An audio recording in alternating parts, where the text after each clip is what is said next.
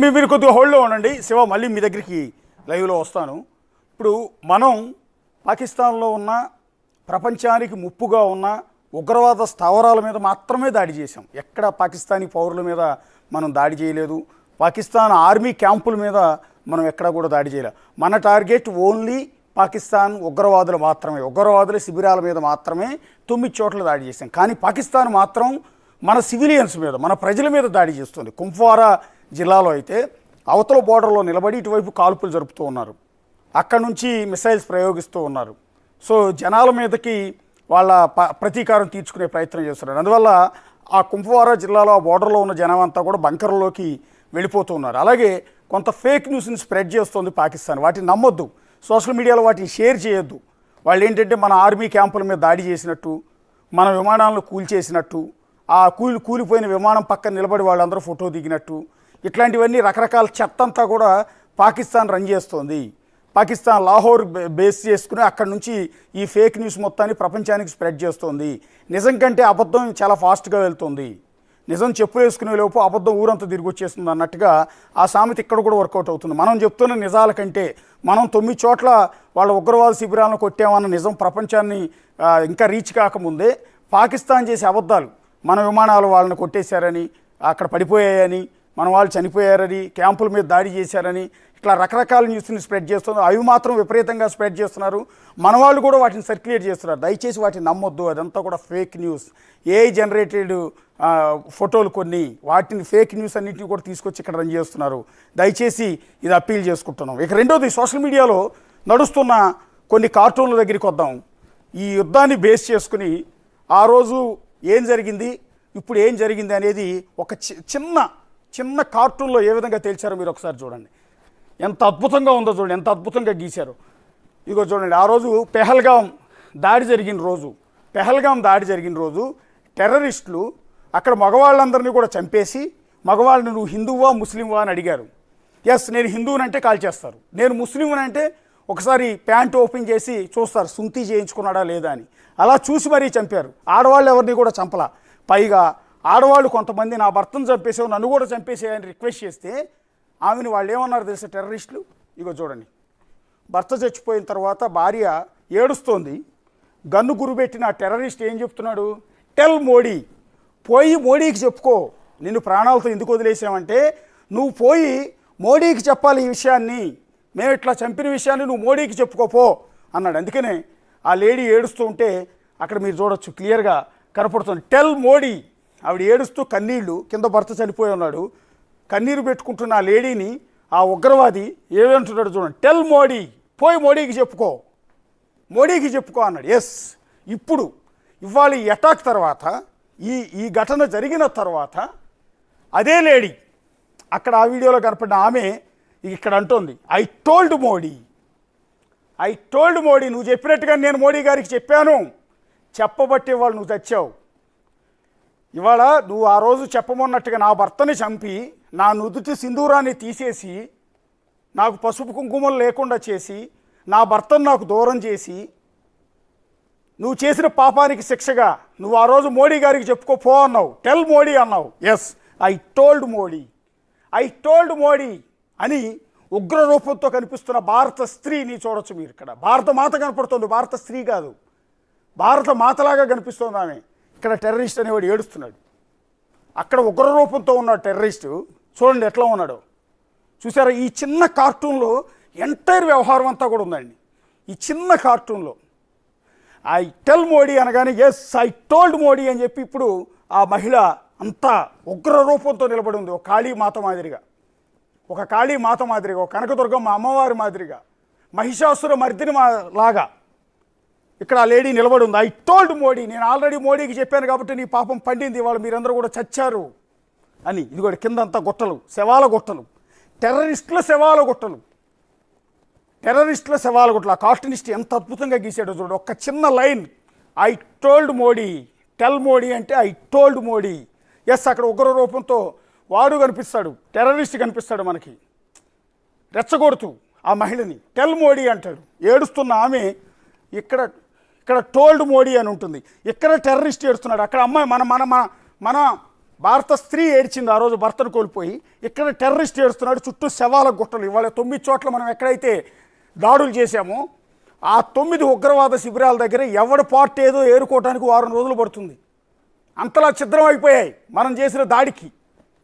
So చచ్చిన వాళ్ళల్లో ఏ శవం ఎవరిదో పోల్చుకోవడానికి, ఆ శవంలో కాలు ఏదో చెయ్యి ఎవరిదో, గుండె ఎవరిదో, ఇంకొకటి ఎవరిదో పోల్చుకోవడానికి 6 రోజులు పడుతుంది వాళ్ళకి. అలా చేసి వచ్చాం కాబట్టే ఐ టోల్డ్ మోడీ అని గర్వంగా చెప్తోంది ఆ మహిళ.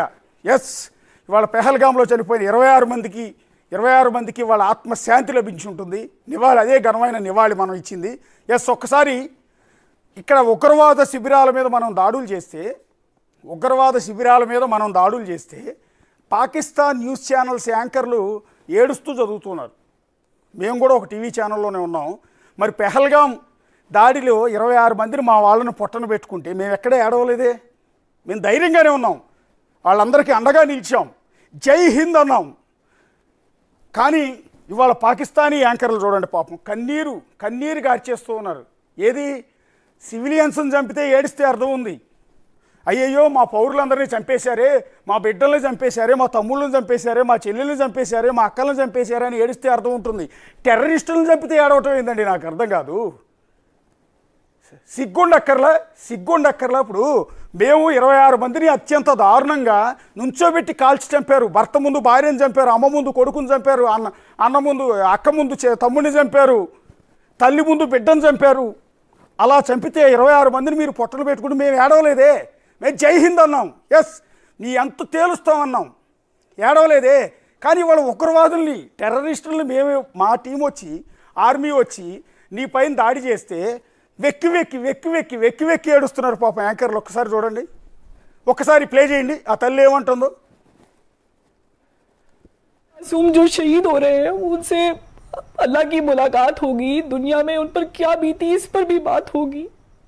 खुदारा अपने मासूमों को तलकीन कीजिएगा कि वो अल्लाह से हमारी शिकायत ना करे, बल्कि अल्लाह से ये दरख्वास्त करे कि वो हमारे जैसे कमज़ोर ईमान वालों को ताकत अता करे, क्योंकि हम भूले हुए हैं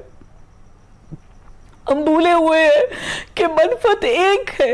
आपके मासूम जो शहीद हो रहे हैं उनसे अल्लाह की मुलाकात होगी, दुनिया में उन पर क्या बीती इस पर भी बात होगी.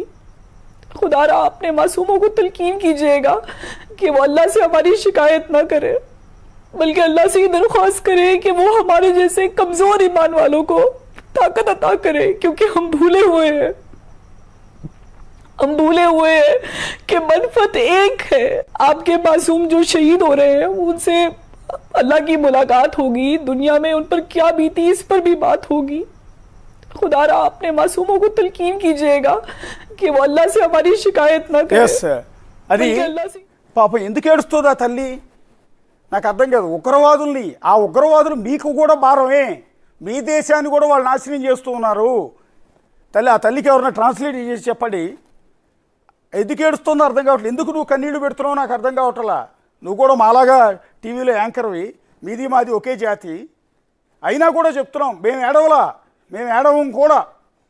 కానీ ఎందుకు ఏడుస్తున్నావు తల్లి అంత ఏడుపు? నీ భర్త ఏదో చనిపోయినట్టు, నీ కొడుకు ఏదో చనిపోయినట్టు, మీ నాన్న ఏదో చనిపోయినట్టు, అది కూడా పాకిస్తాన్ తరఫున యుద్ధంలో పార్టిసిపేట్ చేసి చచ్చిపోయినట్టు ఏడుస్తున్నావు. ఉగ్రవాదులు చచ్చింది అక్కడ. ఉగ్రవాదుల్ని లేకుండా చేయాలని ప్రపంచం మొత్తం చూస్తోంది కదా. ఎందుకు అంతలా ఏడుస్తున్నారు మీరు? ఎవరన్నా ట్రాన్స్లేట్ చేయండి, ఆ తల్లికి పంపిద్దాం.